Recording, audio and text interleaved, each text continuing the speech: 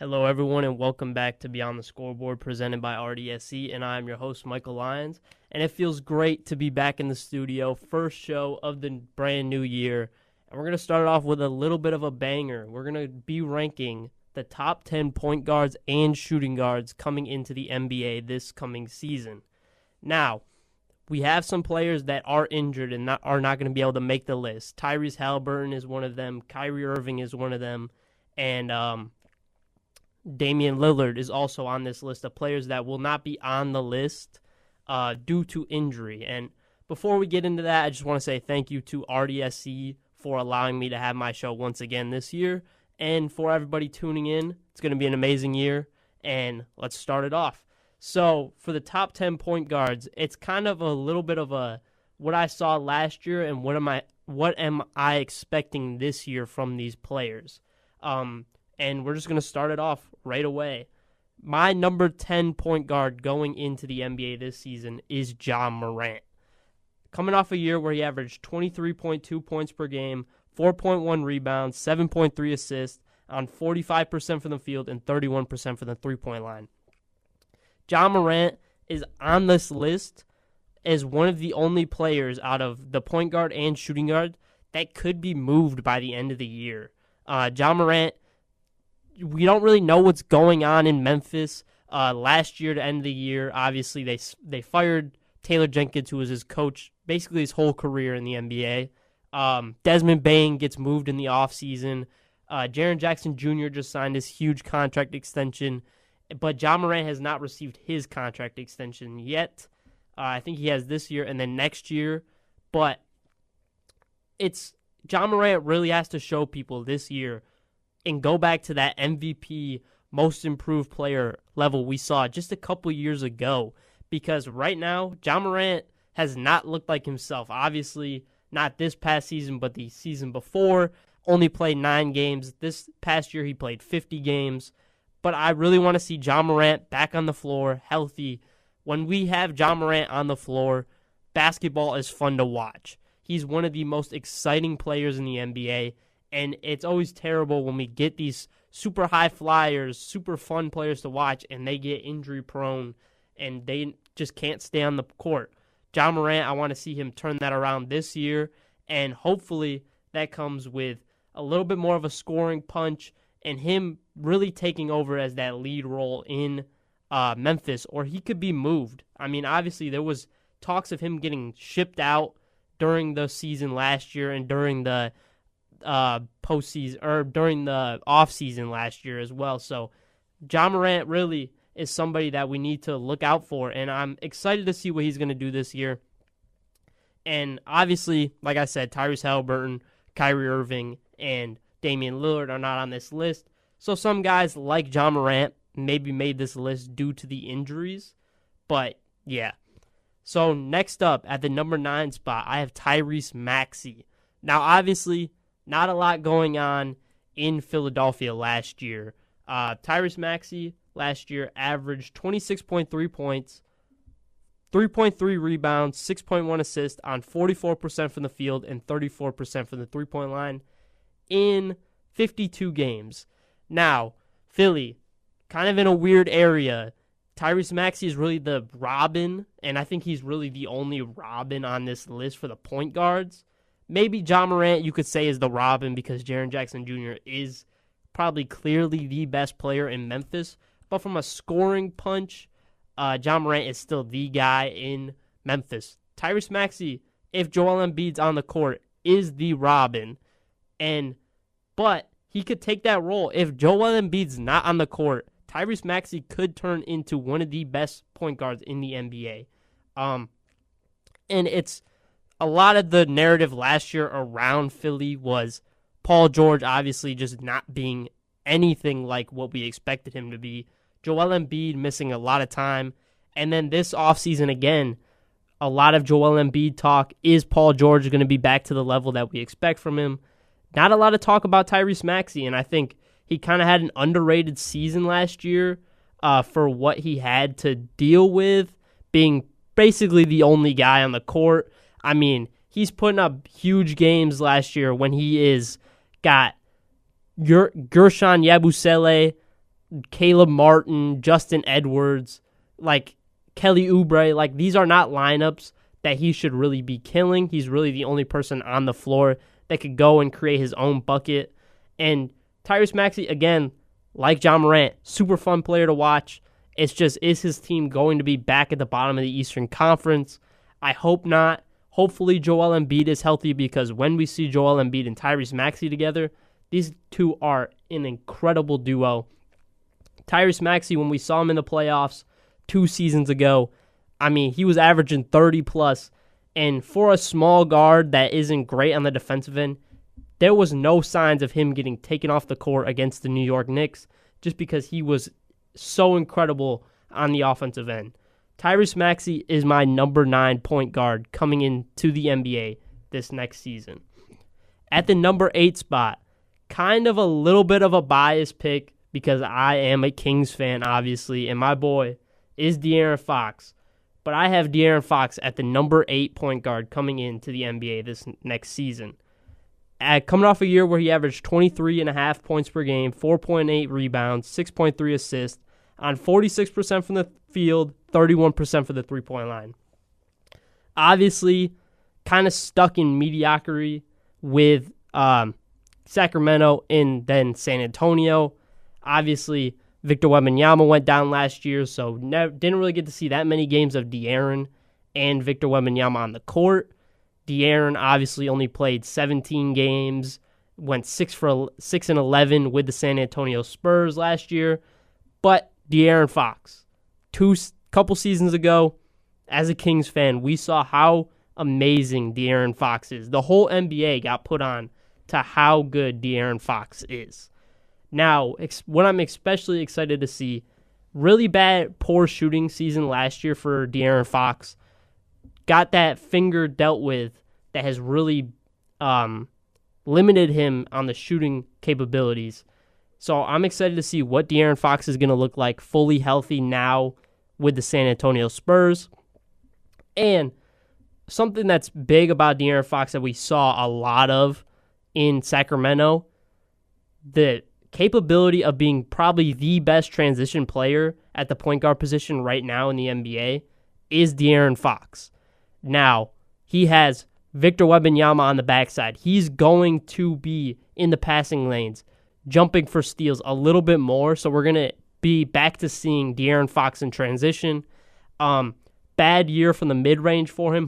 He is a midi machine, a midi magician, as some 2K fans might say. But De'Aaron Fox, I'm just super excited to see what he's going to bring to the San Antonio Spurs team. Obviously, you have Stephon Castle. You got Dylan Harper.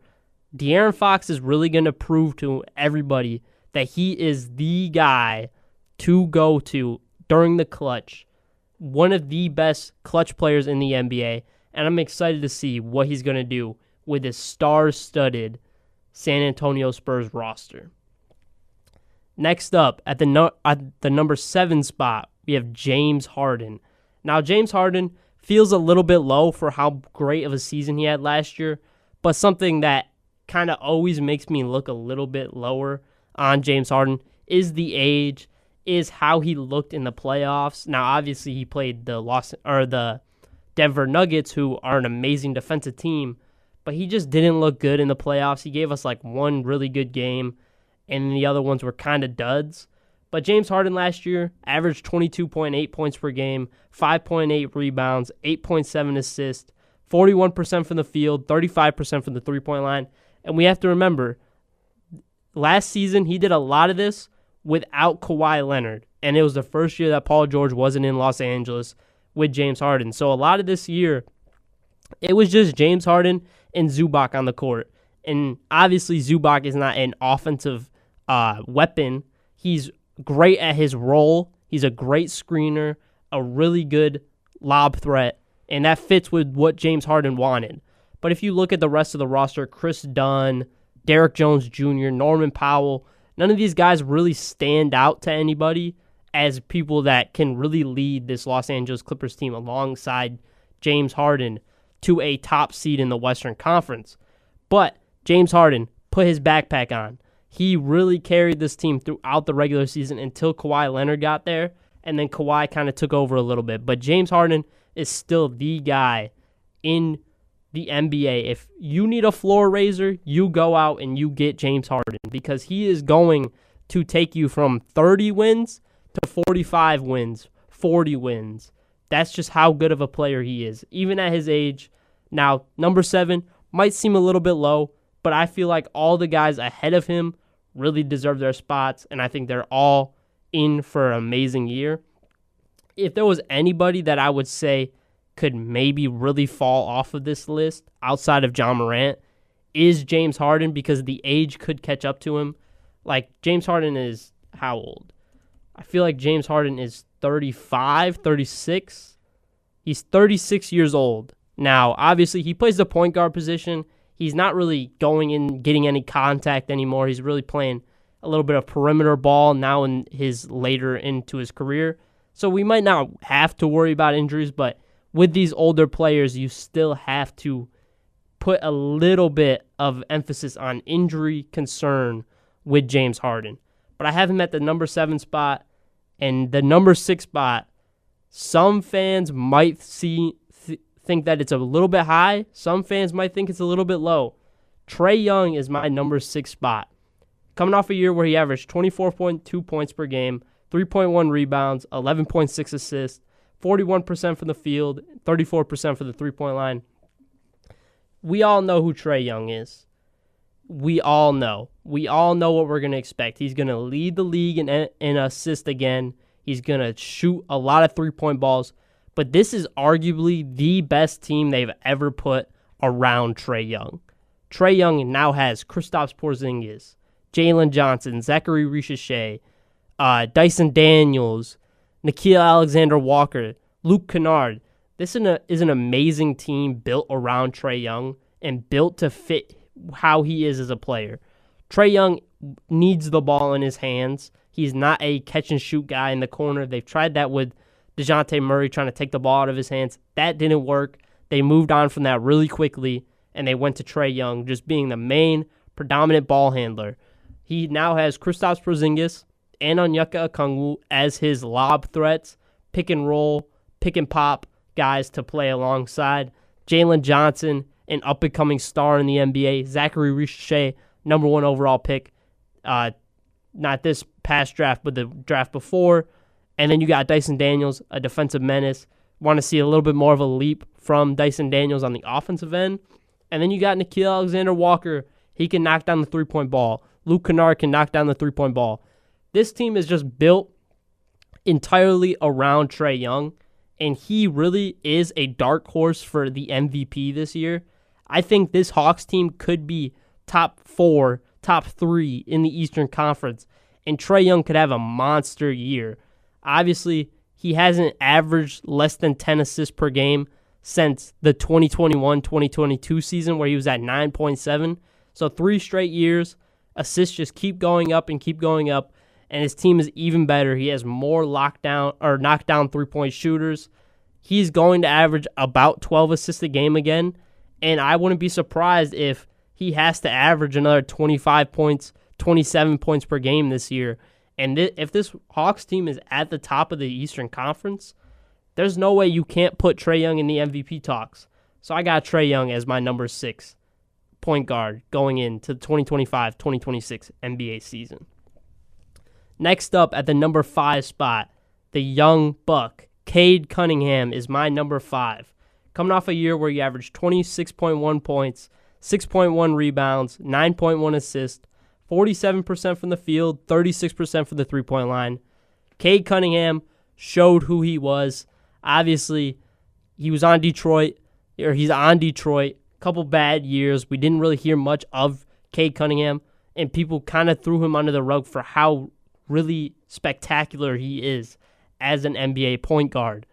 Cade Cunningham is arguably one of the hardest point guards to stop in the NBA. He has the size, he has the quickness, he has the touch, he has the three-point shooting. He has everything that you want. He is a future MVP in the NBA, in my opinion.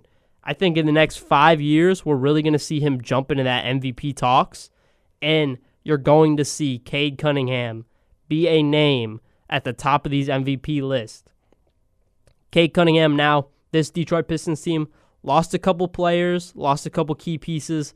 Tim Hardaway Jr., Malik Beasley. You get Jaden Ivey back, who Jaden Ivey is kind of a polarizing player for Cade Cunningham because Jaden Ivey really needs the ball in his hands. I want to see Cade Cunningham play off the ball a little bit. Let Jaden Ivey get the flow of his game going. And then Cade Cunningham, I just really want to see him cut down on the turnovers. This past postseason against the Knicks, he had a 10-turnover game. You'd never want to see that from your lead ball handler. He's still young, though. He's still growing into a point guard in the NBA. And Cade Cunningham, also the defensive side of the ball, arguably the best on this list. There's not really any argument. Maybe Shea. They put up similar stats in the defensive stat books, but I would personally go with Cade Cunningham on the defensive end of the ball. He's got a little bit more size to him, a little bit more strength on him. So Cade Cunningham could also become a very solid defender this season if he really needs to lock in and sit down in his chair. Cade Cunningham, though, super excited to see what we're going to get this year from him, and that's why I have him at the number 5 spot. At the number 4 spot, I have Jalen Brunson. Now, Jalen Brunson, Cade Cunningham, I was really in between flipping those two. I eventually just went with Jalen Brunson, coming off a year where he had 26 points per game, 2.9 rebounds, 7.3 assists, 49% from the field, 38% from the three-point line. The reason why I went with Jalen Brunson over Cade Cunningham, this Knicks team is going to be at the top of the Eastern Conference. If they're not, it's going to be a very huge disappointment, depending on what they do in the playoffs as well. And injuries, obviously, is something that we always have to take into account. But Jalen Brunson, also clutch player of the year. There's not another person on this list other than the guys ahead of him that you want the ball in their hands instead of Jalen Brunson at the end of this game. So Jalen Brunson, obviously one of the best scorers in the NBA for the size he is. Basically standing at 6 foot tall, maybe shorter, because you know these NBA players like to lie on their heights. But Jalen Brunson, amazing year last year. Excited to see another year of him and Kat, Mikal Bridges, and obviously OG all together. And yeah, Jalen Brunson, just amazing year last year. This Knicks team has championship aspirations, and we're going to see if they can really take over those aspirations. Now, at the number 3 spot, I have Stephen Curry. 24.5 points per game, 4.4 rebounds per game, 6 assists, and then he shot 45% from the field, 40% from the three-point line last year. Obviously, we all know how good Steph Curry is. There's really not much to say about him. He's just getting later into his career, so it's hard to put him at the level of the two guys ahead of him. But Steph Curry, greatest shooter of all time. We're never going to see another shooter like him, I believe, in the NBA. And yeah, Steph Curry, this team getting older, but Steph Curry is still the guy on this Warriors team. He's still going to be one of the hardest players to guard in the NBA, no matter what age. The off-ball movement from Steph Curry is just amazing. 40% from the three-point line last year. And yeah, I mean, this team is just Steph Curry, obviously one of the best players to watch in the NBA when he's got it going. So, not really much to say about Steph Curry. Now, my number 2 point guard is Luka Doncic. 28.2 points per game, 8.2 rebounds, and 7.7 assists last year. Similar numbers when he went to the Los Angeles Lakers, so didn't much change after the movement to the Los Angeles Lakers. Luka Doncic, coming into this year, looks really healthy. He looks pristine, and he's going to fight for an MVP this year. Obviously, Luka still yet with an MVP in his locker, and I think this is the year where he's really going to be in that top 2 talks of the MVP. And I mean, you just have to look at him next to LeBron James, and now he has a lob threat in DeAndre Ayton and Austin Reeves. This team is spectacular for the Los Angeles Lakers in their stars. The role players, not so much. I'm not super high on the Lakers this season, but Luka Doncic, I'm always high on him. You have him next to arguably the best player of all time in LeBron James. Luka Doncic he's destined to have an amazing year this year, and this is the best we've ever seen him coming into the NBA season. Obviously playing in the Eurobasket with Slovenia, put a lot of effort in. He really cared about that, and now I think he really cares about proving people wrong and proving to everybody that he is the best player in the NBA. You don't trade away me after I just led you to the finals for Anthony Davis, who is an older player. Now, obviously, Nico Harrison already has all of his excuses for why he made the trade. It was the dumbest trade in NBA history. Luka Doncic is coming out for vengeance this year, and he's really going to lead this Los Angeles Lakers team. And I think he's going to take the torch from LeBron James and be the leader of this Los Angeles Lakers team after LeBron's final season in the NBA this year. Now, the number one point guard coming into the NBA this year, there's not much to say. The champion, the MVP, the cover of 2K, the most drippy player in the NBA, Shai Gilgeous-Alexander is the number one point guard on my list. I mean, off the season, he's coming off of Finals MVP, NBA champion, cover of 2K. Like, there's not much else you can do in a season that's better than what Shai Gilgeous-Alexander just did. He averaged 32.7 points per game, 5 rebounds, 6.4 assists, 52% from the field, 38% from the three-point line. He's after last year, he was voted as the MVP, so that arguably means he's the greatest player in the NBA. Now, in my opinion, no. I would definitely put Nikola Jokic and Giannis Antetokounmpo above Shai Gilgeous-Alexander, but I don't see in a world where anybody could put another point guard above SGA on this list. Luka Doncic, yeah, maybe, but Luka doesn't have an MVP yet. Luka doesn't have an NBA championship yet. Luka doesn't have a Finals MVP yet. Shai Gilgeous-Alexander is the best point guard in the NBA coming into this season. At the end of this year, Luka Doncic could be back at the number one point guard. But I don't see that happening. I think Shai is also going to be in another MVP talks. Obviously, everybody's a little bit worried about the Thunder and how young they are and championship hangover that a lot of teams see. I really don't think the Thunder are going to deal with a championship hangover this year, partially because they are so young. A lot of these guys are still really hungry. There's so many people on this Oklahoma City Thunder team that barely sniffed any minutes last year. And they know they're going to get in games because this team is going to blow teams out like they did last year. And you're going to see A.J. Mitchell. You're going to see Ousmane Dieng. You're going to see Nikola Topic. All these guys are going to be fighting for even more minutes and to be put in the lineup. So I really don't think this Thunder team is going to have any sort of lackluster performances to start the year. I really think this Thunder team could push 65-plus wins again this year. And SGA is going to be the head of the snake. He's going to be the leader of this team. And if he's putting up numbers like he did last year, there's not a way where you can really say he's not in the MVP talks. So SGA is my number one point guard.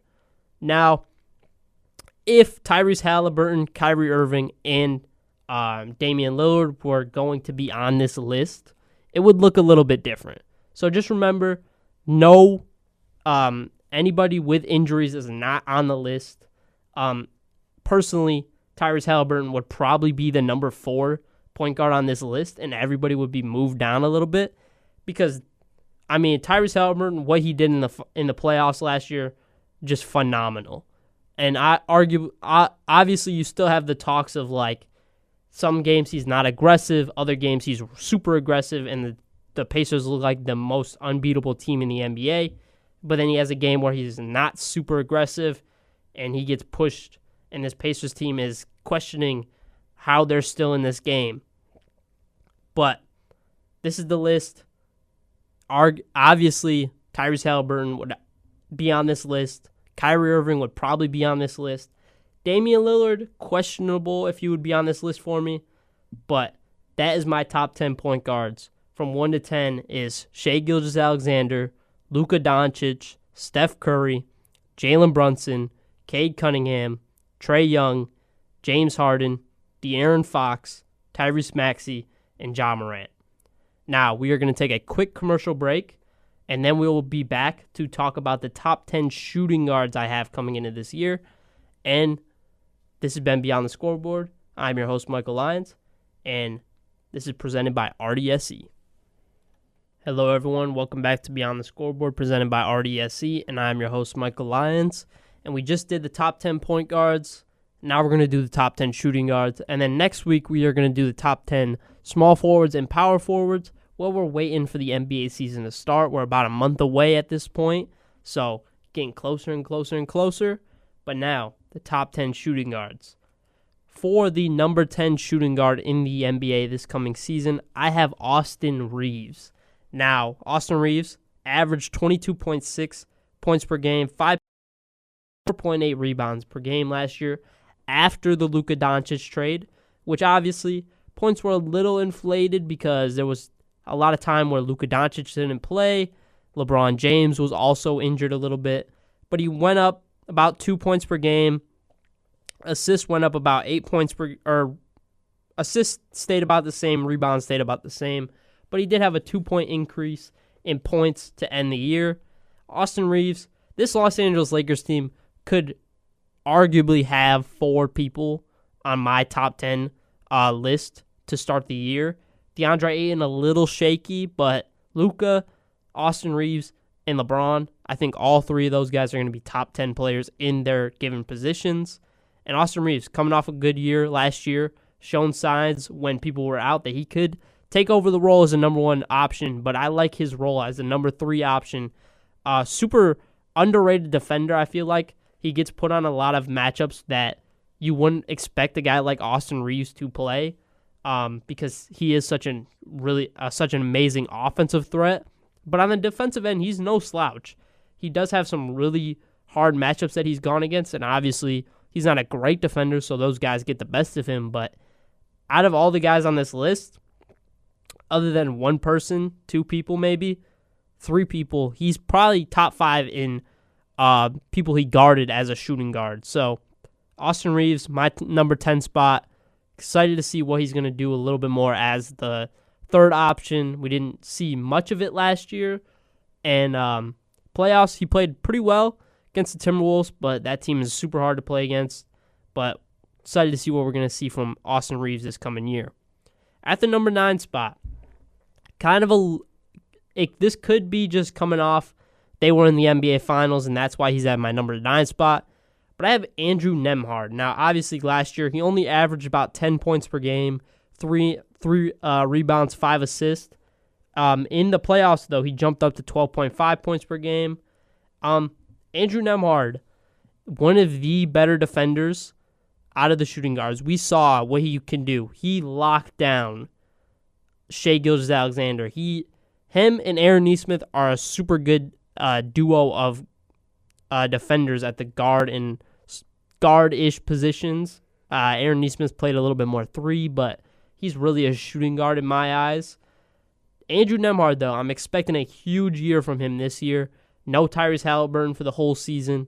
Obviously, his role is going to increase, and I'm really excited to see what he's going to do with that increased role, with the ball in his hands a lot more. And this Pacers team could be a little bit down this year. I think the Pacers are such a weird team to take to kind of predict where they're going to be.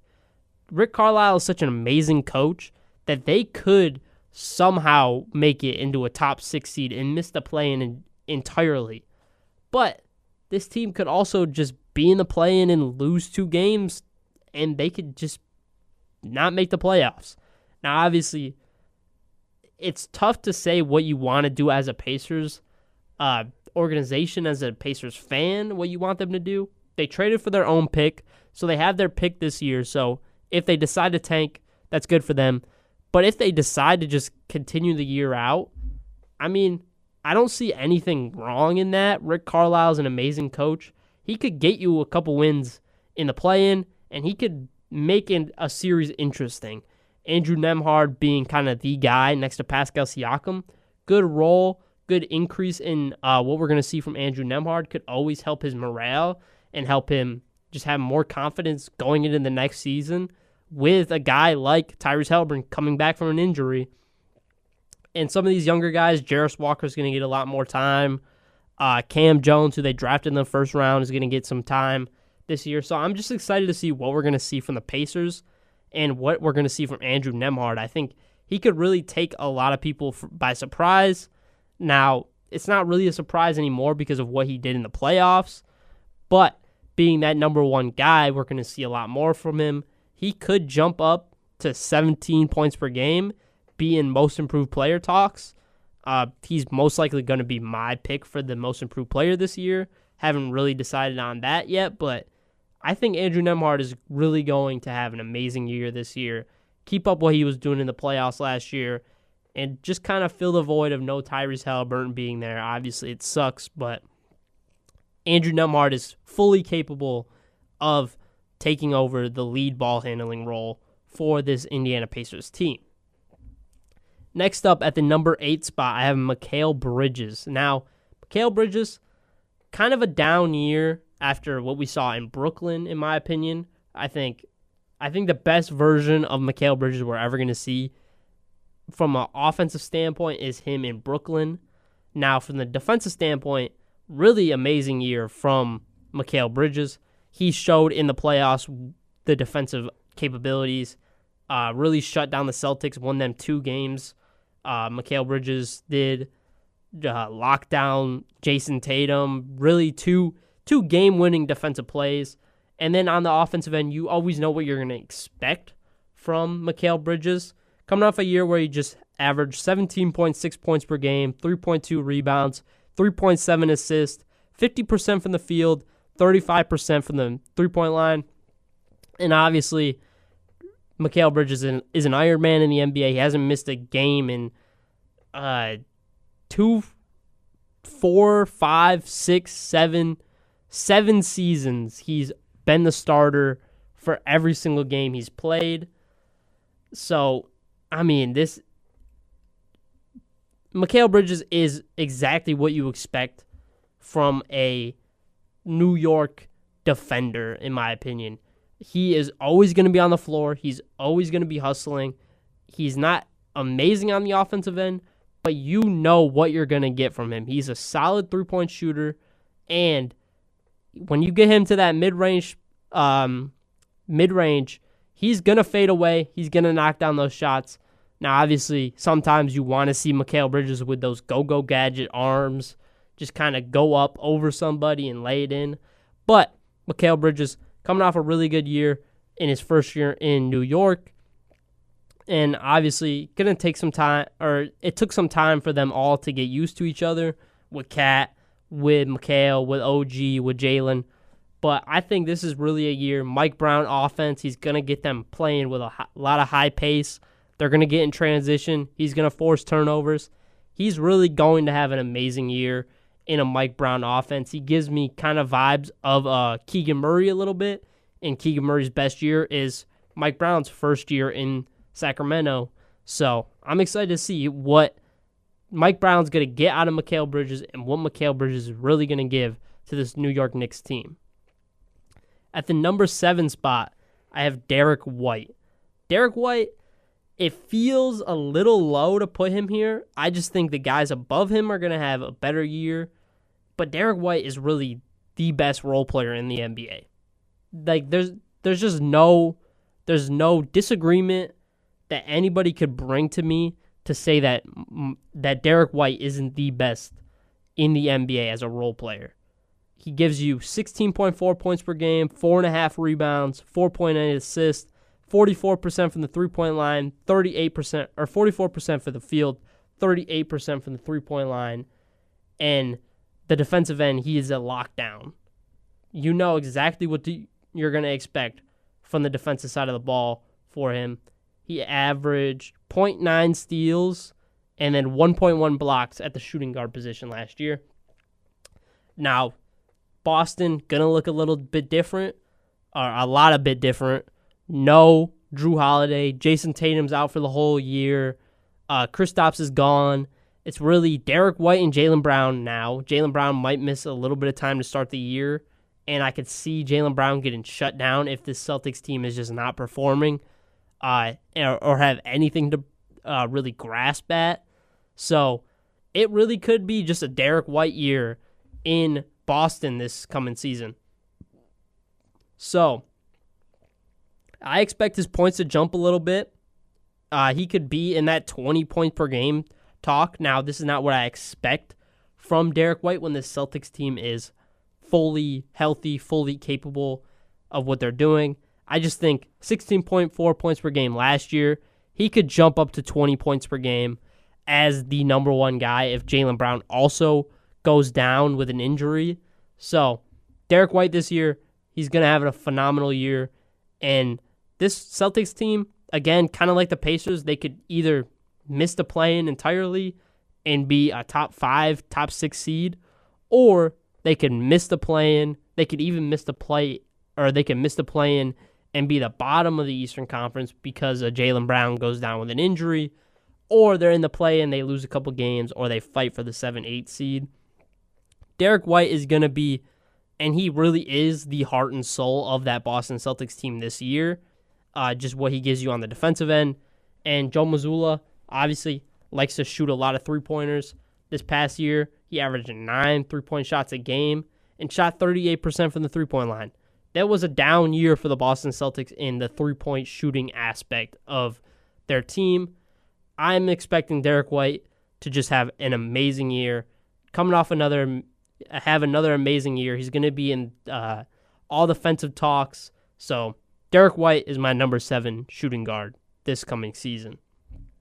At the number 6 spot, I have Desmond Bane, the only guy that's moved teams on my shooting guard list. Desmond Bane coming from the Memphis Grizzlies to the Orlando Magic. Desmond Bane coming off a year where he averaged 19.2 points per game, 6.1 rebounds, 5.3 assists on 48% from the field, 39% from the three-point line. Desmond Bane, he's going to have to prove everybody that 5 draft picks that the Magic gave up for him was entirely worth it. Now, last year, he averaged 6.1 three-pointer attempts a game and shot 39%. This is exactly what this Orlando Magic team needs. They need somebody to stretch the floor, create their own shots, and knock down the three-point ball at an extended clip. This is what Desmond Bane can do and will do for this Orlando Magic team. Him next to Paolo Banchero, next to Franz Wagner, he's going to be kind of looked at as that third option. Now, Franz and him could flip-flop games where he's the number 2 option. Franz is the number 2 option in another game. But Desmond Bane, I'm really expecting huge things from him and huge things from this Orlando Magic team as a whole. And I think if this Orlando Magic team is going to succeed this year, if they're going to miss the play-in and be a top 6 seed in the Eastern Conference, it's really going to come down to Desmond Bane knocking down the three-point ball at an exclusive high clip. Now, he's averaged 43% in his career. Now, that was in his rookie year. He didn't average a lot of attempts, but he's gone 43%, 43%, 40%, 38%, 40%, or 39% this past year. So, he's a super good three-point shooter. He can create his own shot. He's not a slouch on the defensive end, so he's going to fit in with what Jamal Mosley wants from the guard position. And then you also have Jalen Suggs next to him, who this is just the perfect positioning for Desmond Bane. Last year, we saw him with no Ja Morant, and the year prior to that, we saw him with no Ja Morant. This Desmond Bane is just in the perfect position to where he's not the star of the team, but he's also not just a role player. He's in that middle where he can be a star some games, where he's averaging 30 points per game for a 5-game stretch. Or he can go back down to what you want of him and be just a really, really good role player, and he's just locking people up because he's strong. He knows how to play defense without fouling. So this is just the perfect pairing, in my opinion, for Desmond Bane going to the Orlando Magic, and I'm just super excited to see what he's going to do and how Paolo is going to build off of this. Gives Paolo a little bit more space in the mid-range. This is just a perfect pairing. Desmond Bane is my number 6 point guard, or number 6 shooting guard. Now, the number 5 spot. This guy, not a lot of talk of him and how amazing of a year he just had. Zach LaVine is my number 5 shooting guard coming into the NBA this year. Coming off a year where he averaged 23.3 points per game, 4.3 rebounds, 4.2 assists, 51% from the field, 45% from the three-point line on 7 attempts a game. That's one of the highest percentages in the NBA this past year. Zach LaVine just had a monster year, and it went so under the radar because he played for the Chicago Bulls and the Sacramento Kings. I don't know if a lot of you remember, the Los Angeles Lakers were in strong talks of getting Zach LaVine prior to the Luka Doncic trade. If he had this season on the Los Angeles Lakers, people would be putting Zach LaVine in, I believe, top 3 shooting guard category. I could see him getting put in the same category as Donovan Mitchell and Devin Booker because of the insane three-point percentage he just had this past year. He averages 39% in his career, and he shot 45% this last season. Now, obviously, Zach LaVine, not an amazing defender, doesn't really do a lot of other things. He's just a potent scorer at a super good volume and a very good rate. Zach LaVine, if he was on any other team, any big market team at all, other than Chicago or Sacramento, he would have had way more talks coming into this year. So, Zach LaVine, in my opinion, is the number 5 shooting guard coming into the year. And that's going to be a little bit of a kind of a hot take because he is getting older. He's kind of past his prime. But this year he just had really should not go undervalued. So that's why I put him at the number 5. Now, next up, the number 4 spot. This is kind of a reach. Many people are probably going to think. I have Amen Thompson as my number 4 shooting guard coming into this year. Just coming off a year where he averaged 14.1 points per game, 8.2 rebounds, 3.8 assists, 56% from the field, 28% from the three-point line. Now, in the NBA, if you can't shoot from the three-point line, you're going to find it very hard to be on the court. But Amen Thompson, what he does on the defensive end is incredible. He's going to be one of the best perimeter defenders for the next decade. And this past year, he only started 42 games. And the year before that, his rookie year, he didn't start a lot of games either. Amen Thompson is really going to shine next to Kevin Durant. Obviously, Fred VanVleet just went down with a torn ACL, which is terrible. But I really want to see what this Rockets team is going to do. I think they could go out and have Amen Thompson start at the point guard position and run a Amen, Dorian Finney-Smith, Kevin Durant, Tari Eason, or Jabari Smith, and then Alperen Şengün. And this team is going to be super hard to play against because they're so good on the defensive end.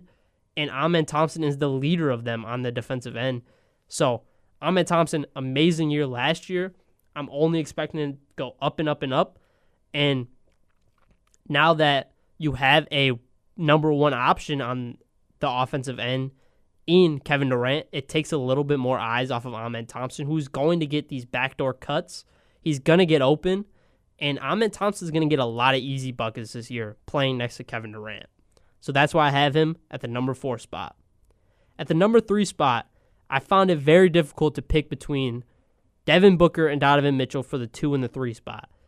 I personally went with Donovan Mitchell at the 3 spot and Devin Booker at the 2 spot. The only reason I went with Devin Booker over Donovan Mitchell is Devin Booker the past 2 seasons has been playing alongside Kevin Durant and Bradley Beal. These two are all those guys kind of play within the same position on the court. They all want to work from the mid-range, so it really limited Devin Booker and what he could do these past 2 years. He averaged 25.6 points per game, 4.1 rebounds, 7.1 assists on 46% from the field, 33% from the three-point line this past year. And then the year before that, or the year before Kevin Durant got there, we'll look at that. He averaged 27.1 points per game in 2023-2024, and then 27.8 in 2022-2023. His scoring took a hit with Kevin Durant there, and I think partially it's not that Kevin Durant was taking shots away from Devin Booker. Also, Devin Booker playing the point guard position doesn't really work. He's not a point guard. He's a combo guard. He's a shooting guard. He's meant to just go get his buckets and open up some of the game for other players, but 7.1 assists for a guy that's not a point guard was really solid last year. And I'm just expecting him to jump back up to 27, 28, maybe even 30 points per game this year because he is the number 1 option in Phoenix once again. And Devin Booker's going to have a monster year. This Suns team could catch some people by surprise. I think they could maybe jump in to the play-in a little bit in the Western Conference. It's going to be very tough at the bottom of the Western Conference for who's going to make the final couple spots. But the Suns could easily be in there, and Devin Booker is the lead guy in Phoenix, and he's going to have a monster year with no Kevin Durant. Jalen Green's there, obviously, but he's not going to take anything away from Devin Booker. The only thing that's going to be added is there's going to be a lot more eyes on Devin Booker. But I really think he's going to have a monster year. Donovan Mitchell, though, got him at the 3 spot. I think another year of them coming up short for the Cleveland Cavaliers. But this year, they're obviously going to be one of the top 2 seeds in the Eastern Conference if they're healthy. No Boston. This is their year. It's really them in New York who were expecting to come out of the Eastern Conference. And coming off a year where he averaged 24 points per game, 4.5 rebounds per game, and 5 assists on 44% from the field, 37% for the three-point line. Another really good year for Donovan Mitchell. Playoffs, he showed exactly what he can do. 50-point bombs, 40-point bombs. You know what to expect from Donovan Mitchell. It's really just, is this Cleveland Cavaliers team going to get over the hump without Boston being there? So it really comes down to them or New York in the Eastern Conference, like I said. And Donovan Mitchell is going to have to take over in the playoffs again like he did last year and really drive this team to the NBA Finals. But I don't know if he's going to be able to do it, so that's why I put him at the number 3 spot. And finally, the number 1 spot for the number 1 shooting guard in the NBA coming into this year is Anthony Edwards. Coming off a year where he averaged 27.6 points per game, 5.7 rebounds, 4.5 assists, 45% from the field, 40% from the three-point line. What we heard before last year was that he's really going to work on his three-point shooting. He wants to be one of the best three-point shooters in the league. And he went out and he did that. Anthony Edwards went out and he averaged about 40% from the field or from the three-point line on 10 attempts a game. He became an elite three-point shooter this past year. And now all we can ask for him is to be a better playmaker, better working out of the better working out of double teams, better working out of the pick and roll. And I think we're going to expect to see that out of Anthony Edwards this year. I don't really think there was a conversation for who the other best shooting guard could be. If you lead your team to back-to-back conference championships with Julius Randle being your best player, second best player on your team, you deserve that number 1 spot. And I'm super excited to see what we're going to see Anthony Edwards play again this year and see if he makes that playmaking jump that he's been talking about that he wanted to do this offseason. It's going to be a little bit harder than getting up these three-point shots, but I really think he could do it. He really strives to be the best player in the NBA, and that's exactly what we can see out of him. This is a year where Anthony Edwards is going to take over, and he's the number one shooting guard on my list, and that is my whole list, point guards and shooting guards. I'll say the shooting guards list just one more time, from 1 to 10. Anthony Edwards, Devin Booker, Donovan Mitchell, Amen Thompson, Zach LaVine, Desmond Bane, Derek White, Mikal Bridges, Andrew Nembhard, and then Austin Reeves. Those are my top 10 point guards and top 10 shooting guards. And hopefully you guys enjoyed the episode, enjoyed listening. I am your host, Michael Lyons. This has been Beyond the Scoreboard. And stay tuned next week for small forwards and power forwards, and then the week after for centers. We're getting closer and closer to the NBA season starting every day. So just can't wait for that. This has been Beyond the Scoreboard presented by RDSE, and I'm your host, Michael Lyons.